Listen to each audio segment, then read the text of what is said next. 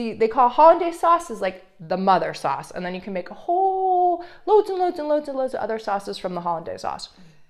So we're gonna make a Bernaise sauce today, which I've never made before. We're gonna bring 2 sticks of butter up to a simmer. Okay. So I brought the butter up to a slow simmer, and now I'm just skimming the top off, skimming the milk product off the top. So I skimmed a lot of the dairy off the top, and then I'm just gonna pour this through a fine mesh.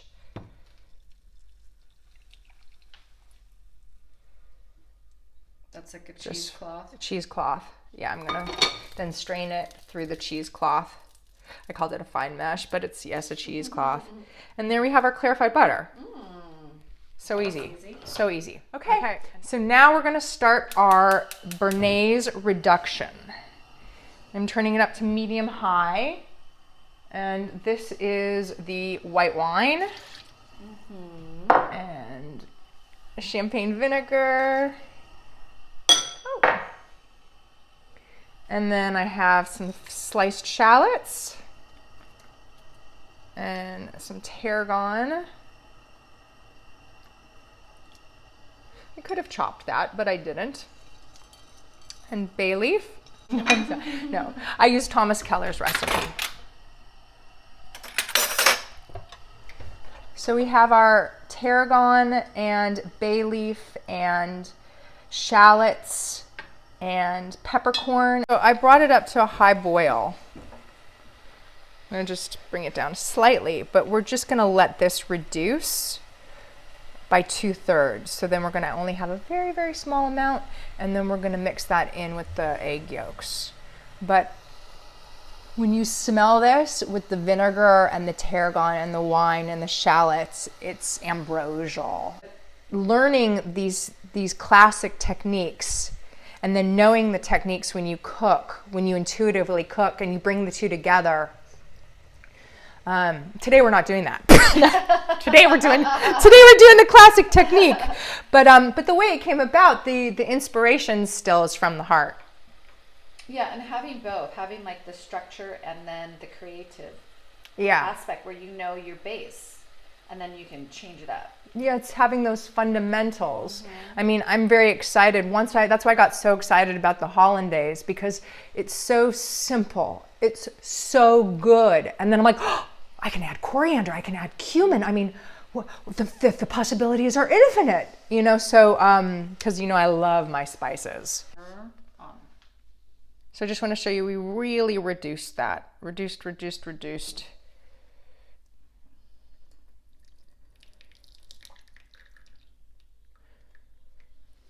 Turning hollandaise into Bernaise by using this very flavored, concentrated Now you said that was liquid. Boiled down to half. That to me looks a little bit more. No, 2/3. Oh, 2/3. We reduced by 2/3. Okay. Okay, so the next thing that we are going to do is we're going to start making our Bernaise sauce. So I'm going to bring this up to a simmer. Is this water? Rolling. Yep. Okay, so this is now been brought up to this water, which is like not too much, but not too little. This is when it gets really exciting and dangerous. Okay, so what I'm gonna do, which I've never done this before with these other things, so hopefully it comes out. It worked with the hollandaise, but what we're gonna do, I'm adding 2 egg yolks. Ooh. I'm adding cream, little cream, and then our Bernaise reduction sauce. And then what I'm gonna do is I'm gonna put this over the simmering water, and I'm gonna slowly start to cook the eggs. Very, very slowly. If this gets too hot and the eggs cook too much, they're gonna curdle. So that's why this is dangerous and exciting. And so I just kind of put it on the heat, and then I take it off, and I whisk and I whisk and I whisk just to make sure that the temperature doesn't get too hot.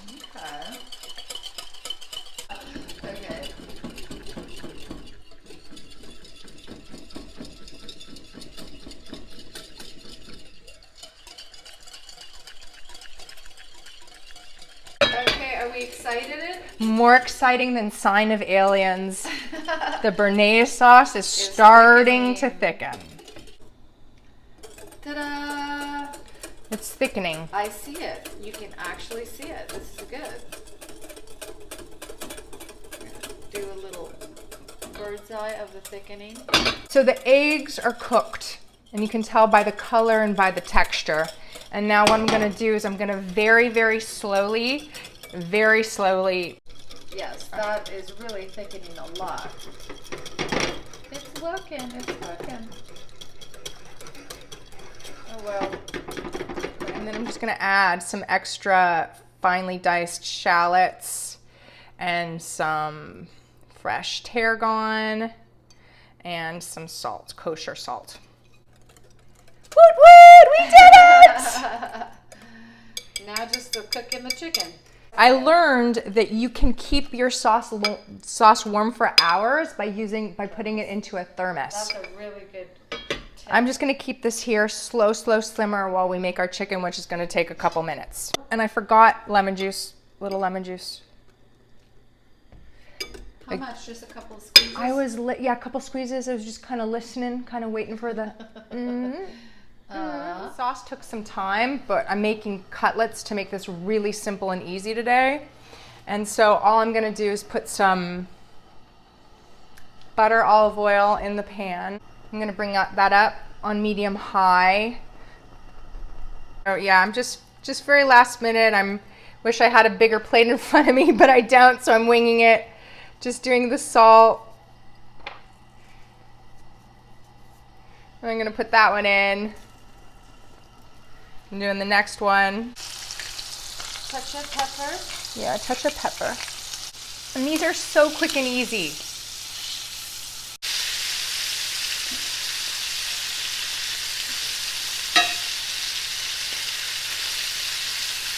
So those are browned and I just flipped them over.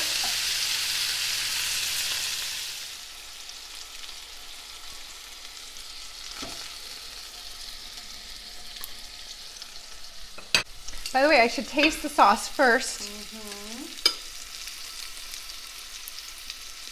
Oh my God.